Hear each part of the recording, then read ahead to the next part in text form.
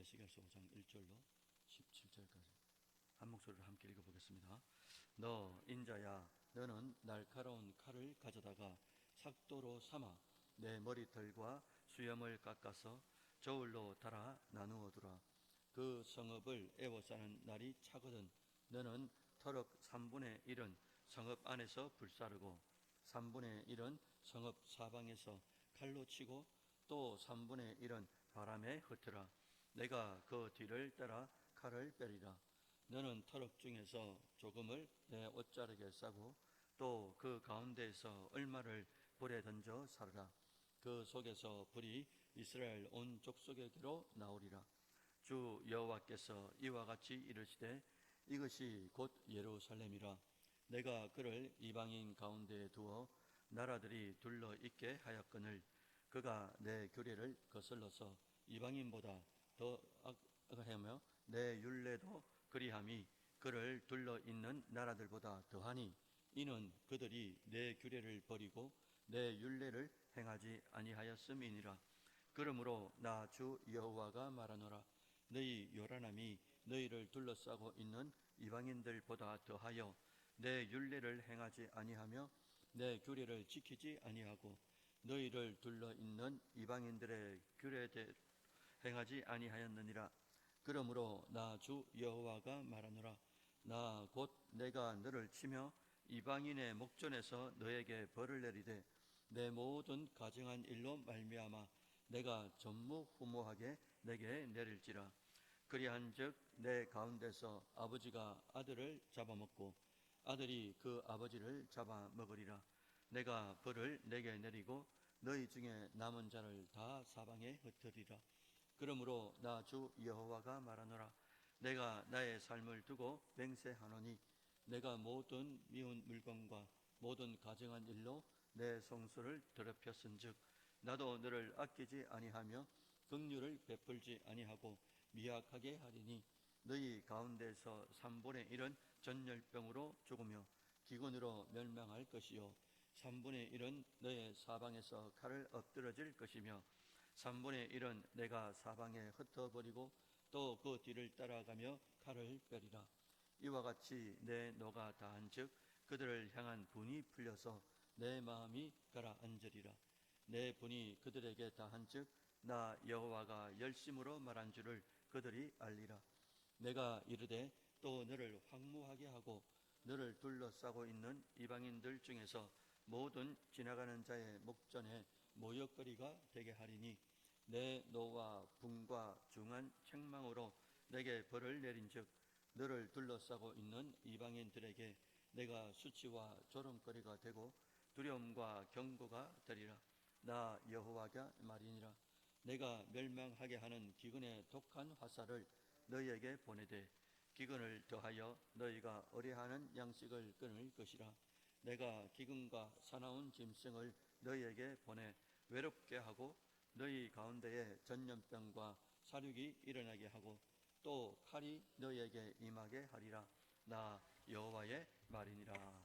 아멘. 예, 여러분들 반갑습니다. 오늘 새벽에는 하나님께서 사랑하시기 때문에 이 제목이 되겠습니다. 하나님께서 사랑하시기 때문에 사랑하는 새벽의 성도 여러분들, 오늘 우리에게 주신 말씀은 매우 상징적이면서 동시에 매우 무서운 말이죠. 에스겔은 하나님께서 주신 명령을 따라 머리털과 수염을 깎습니다. 그리고 세 부분으로 나눠가지고 불사르고 칼로 치고 바람에 흩트립니다. 이 장면은 단순히 그냥 퍼포먼스가 아닌 거예요. 하나님의 말씀에 순종한 선지자를 통해서, 에스겔을 통해서 하나님의 공의가 어떻게 이루어지는지를 봐라 이거죠. 봐라.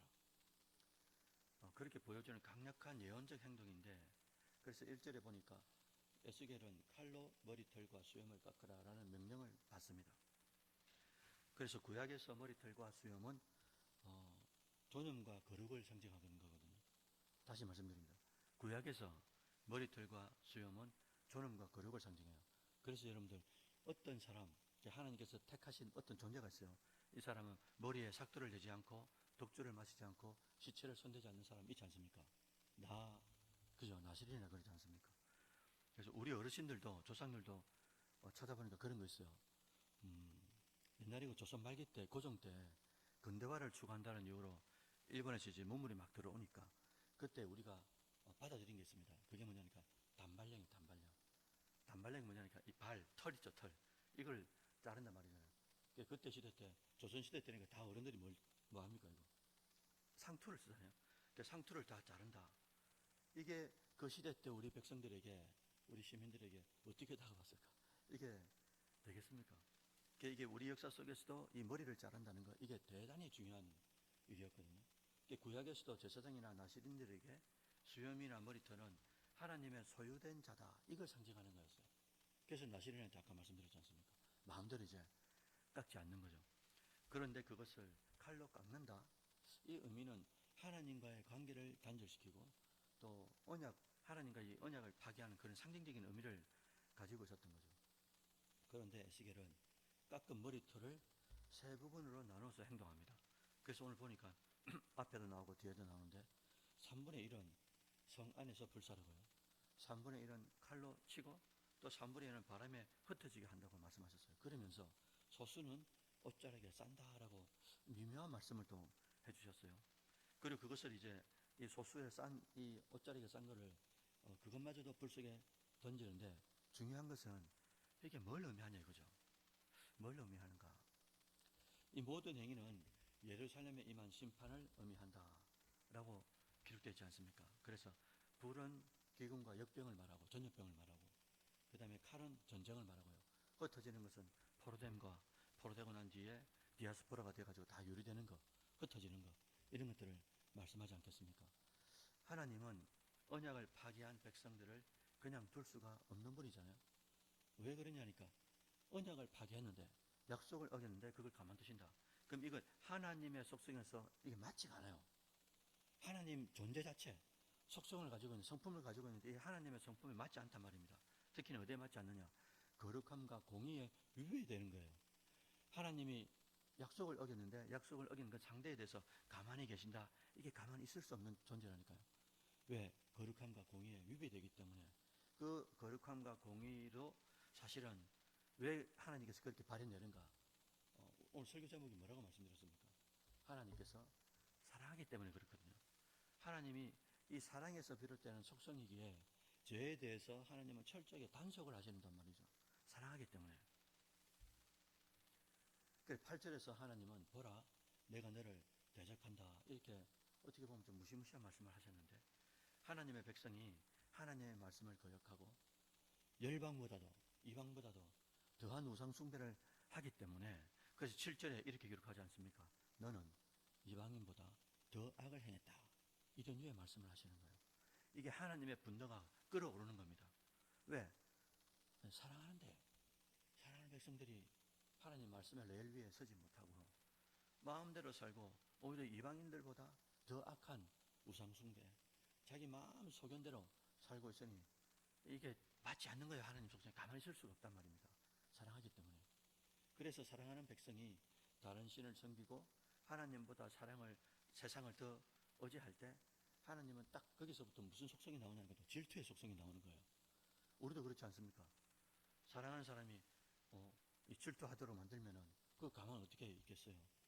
그래서 그런데 그분의 질투는, 아버지의 질투는, 여호와의 질투는 우리를 다시 거룩하게 하고 회복시키려는 뜨거운 사랑의 방도죠. 그러니까 사랑의 방식으로 질투를 한단 말입니다. 그래서 10절부터 17절까지 마지막 절까지 보니까 좀 이 성경에서 오히려 기록하지 않으면 더 좋을 듯한 그런 내용들이 담겨져 있어요. 10절에 보십시오. 어마무시한 말씀을 하시는데 함께 읽어보겠습니다. 10절요. 그리한즉 내 가운데서 아버지가 아들을 잡아먹고 아들이 그 아버지를 잡아먹으리라. 내가 벌을 내게 내리고 너희 중에 남은 자를 다 사방에 흩으리라. 아버지가 아들을 잡아먹어요. 그리고 아들이 아버지를 잡아먹는다고 예언을 한 겁니다. 오늘 본문은 예언을 한 건데, 실제로 성경을 찾아보면 딱 두 번 사건이 있었습니다.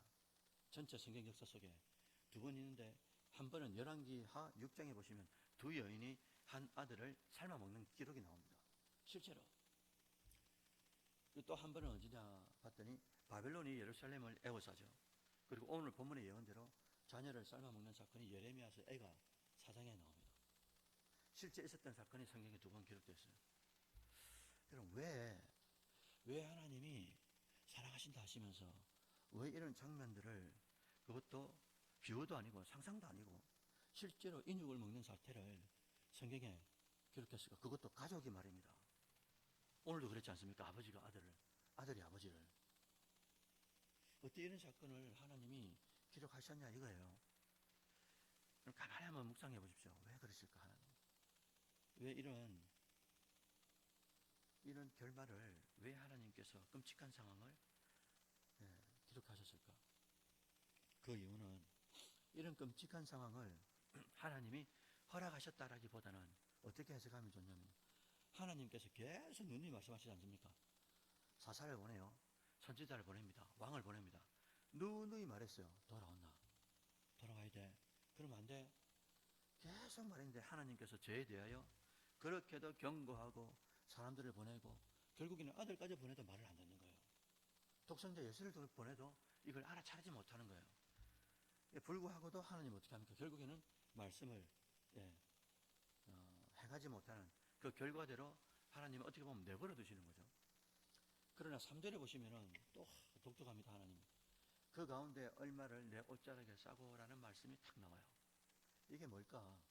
하나님께서 남은 자들을 보호하시고 다시금 끝까지 사랑하기 때문에 회복을 기다린다. 이렇게 이제 뜻하고 있는 거잖아요. 여러분, 우리가 하나님에 대해서 오해하지 말아야 할 것이 있습니다. 그게 뭐냐? 하나님의 심판은 끝이 아니라는 거예요. 하나님의 심판이 끝이 아니라는 겁니다. 우리가 엄청나게 매를 맞아도, 여러분 우리가 욥을 보십시오. 욥도 어떻게 됩니까? 자기 자식들 4명 다 죽죠. 부인도 떠나갑니다. 자기 질병까지 옵니다. 절친했던 친구들도 다 막 멀어가면서 정지하면서 떠나갑니다. 완전 심판도 우리 그 현상으로 보면, 현실로 보면 그런 심판이 없어요. 근데 그걸로 끝난 게 아니었습니다. 이 심판을 통해서 하나님 어떻게 합니까? 그 뒤에 갑절로 주신다고 마지막 욥기서의 마지막을 이제 기록하고 있는 거예요. 하나님은 징계 중에도 참 멋지죠.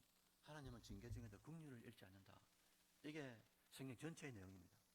하나님은 징계 중에도, 심판 중에도 긍휼을 잊지 않는다라는 거예요. 그래서 이제 이 남은 자들을 통해 하나님은 반드시 새로운 구속사, 새로운 역사를 써간다 이거죠. 사랑하는 새벽의 성도 여러분들, 우리는 오늘 본문을 통해 하나님은 예루살렘이 하나님의 규례와 율례를 거역한 죄 때문에 이방인보다도 더 혹독한 심판을 받을 거라고 에스겔이 오늘 이제 예견적 선언을 하고 있습니다. 그 이유는 우리가 지난 주일날 오전 예배 때 설교 제목 뭐였습니까? 은혜와 뭐 사이죠? 은혜와 책임 사이라고 말씀드린 적 있죠. 오늘 보면도 똑같은 패턴을 가지고 있는 거예요. 하나님의 수많은 은혜를 주셨어요. 그런데 그 은혜를 받는데 그치면 이게 아무것도 아닙니다. 이방 사람과 똑같은 거예요. 하나님께서 수많은 은혜, 오늘 새벽에도 여러분들 간구하는 것들이 얼마나 많겠어요. 근데 그 간구를 예를 들어서 이제 응답을 받았다 칩시다. 받은 것으로 끝나는 경우가 너무 많은 거예요. 하나님께서 수많은 은혜를 우리 삶에 이렇게 쭉 주시죠. 주면 은혜를 받은 자들은 반드시 뭐가 따라가냐? 책임이 따라가요. 영적 책임이. 이걸 놓쳐버리니까 오늘 에스겔 이 당대에 2차 포로로 잡혀가는 이 당대에 이런 사건이 일어나고 더 이제 심해지니까 예수님이 오셔서도 예수님이 누군지를 알아보지를 못하는 거예요. 그것도 대제사장, 제사장, 서기관, 바리새인, 율법을 그렇게 잘 안다고 하는 저희 같은 사역자들이 모르는 거예요. 왜 모르느냐? 딱 어디에 걸리냐니까 욕심에 걸린 거죠. 하나님께서 주시는 그 의도를 간파하거나 희노애락을 하나님이 주실 때, 희노애락을 우리 인생에 주실 때 그 왜 주실까라는 것을 하나님의 심정을 이해하지 못하는 거예요. 이해하려고도 하지 않고 자기 것만 계속 찾는 거죠. 그래서 은혜에 대한 책임이 반드시 우리에게 있다는 이 영적 경각심이 우리 속에 있어야 되는데, 이 책임에 대한 이 좋은 부담감, 거룩한 부담감이 없다 보니까 계속 은혜만 구하다가 인생을 마감하는 거예요.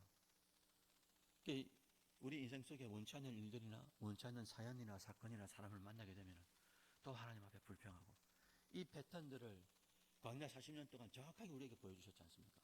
계속 하나님이 만나주고 생수도 내주고 메추라기 고기도 주시고 다 때마다 시마다 다 주셔도 불평이 끝이 없는 거예요. 왜? 주시는 자를 헤아리지 않는 거예요. 헤아리지 않는 거예요. 그래서 제가 간간히 이제 예를 들지 않습니까? 우리가 중학생만 정도가 돼도 육체적인 시간이 되니까 내가 아무리 배고파도 어떻게 합니까? 가방 축 던져놓고 할머니, 아버지, 어머니 식사하셨습니까? 왜? 내가 배고픈데 내가 문제 아닌가? 아니요. 시간이 조금 들면 나를 먼저 생각지 않고 어른들을 생각하는 거예요. 이게 영적인 시간이 조금 들면 어떻게 살아야 되겠습니까?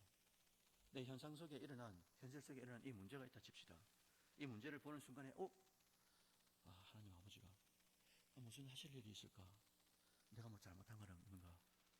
계속 자기를 뒤돌아보고 그러면서 하나님께서 왜 주셨는지를 추적하면서, 이게 신앙생활이라고 말씀드렸잖아요. 그러니까 이런 게 없는 거예요.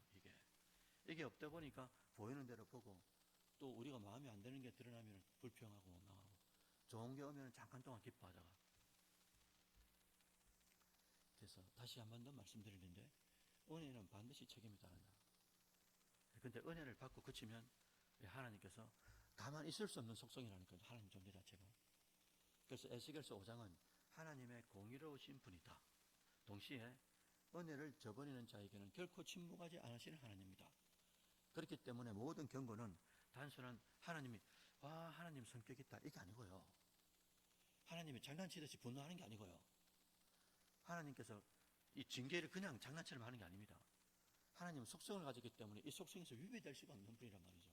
그럼 하나님이 그렇게 하셔야 된다는 말은 하나님을 모르니까 우리가 그걸 이제 이해하지 못하는 거죠. 하나님은 그렇게 하셔야만 하는 이유가 다 있다니까요. 하나님은 위배할 수가 없는 거예요. 자기 속성이 있기 때문에. 그래서 하나님께서 징계를 하시는 거, 벌을 내리시는 거, 분노하시는 거, 하물며 질투하는 것까지도 전체 다 베이스는 뭐라고요? 하나님이 자기 백성들을 사랑하기 때문에. 그래서 우리의 삶 속에 어떤 일이 생겨도 우리가 안길 곳은 사람도 아니고 물질도 아니고 건강도 아니고 진짜 안길 곳은 뭐냐니까 하나님 분밖에 없다는 거예요. 그게 왜? 하나님이 전체적 베이스를 전체를 사랑으로 깔아놨기 때문에 그렇다는 말이죠. 그래서 우리가 어떤 일을 만나고 어떤 사연과 사건과 사람을 만나도 원치 않는 일들을 만나도 하나님이 나를 사랑하신다. 이 진짜 기본을 이걸 놓쳐버리면 당연히 불평하고 원망하고 그렇게 살 수밖에 없는 것 아니겠습니까? 여러분, 오늘도 우리는 지금까지 받아온 것, 그리고 오늘도 수많은 은혜 가운데 우리가 살게 될 겁니다. 그 은혜를 받은 자처럼 살아내고 있는지를 우리 스스로 이제 신중하게 좀 뒤돌아보고요. 더욱 받은 은혜가 되도록, 그러니까 종종 요즘에 말씀드리지 않습니까? 은혜로 깨닫는 것. 하나님이 수많은 것들을 은혜로 주셨는데 이 받은 은혜를 은혜로 깨닫는 게 은혜거든요. 그 은혜로 깨닫지 못하니까 불평하고 원망하는 것 아니겠어요? 그래서 받은 은혜에 대해서 하나님 이만하게 하신 것도 감사합니다. 이것도 감사합니다. 그래서 우리가 할 수 있는 게, 하나님이 어떤 걸 주셔도 감사로 받으면 뭐 할 게 없다고 하셨어요. 버릴 게 없다고 하셨지 않습니까? 어떤 걸 하나님께 주셔도 이걸 감사로 받아보면 버릴 게 없다고 말씀하셨잖아요. 그렇게 살아가는 복된 하루, 그리고 여러분들 남은 여생이 되시기를 주의 이름으로